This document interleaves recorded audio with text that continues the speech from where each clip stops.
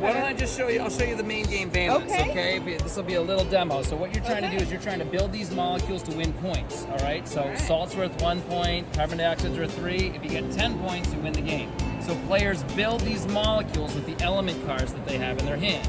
Each element has a different valence number, so there's a little bit of arithmetic, so you're learning a little bit of math here too.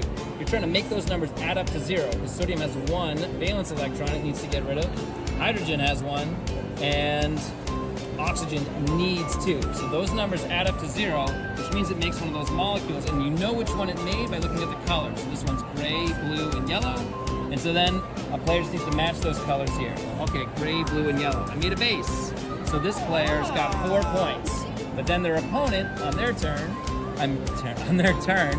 they make this one. That's 1 minus 1, that's 0. That's an acid, okay? If you know anything about chemistry, right, you can take your acid and you can neutralize the player's base and reduce it to water and salt, which is worth fewer points, and that's the actual chemical reaction that's taking place right there.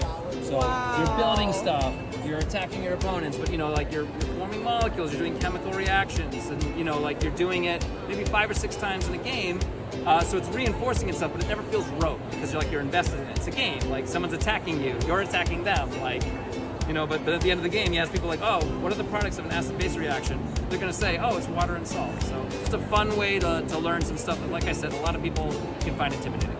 I have graphic novels too. There's like a story, there's characters, there's a whole world. But what's cool is that like every time there's just an obstacle, the characters need to overcome it. They need to use their scientific knowledge or scientific know-how to overcome those obstacles.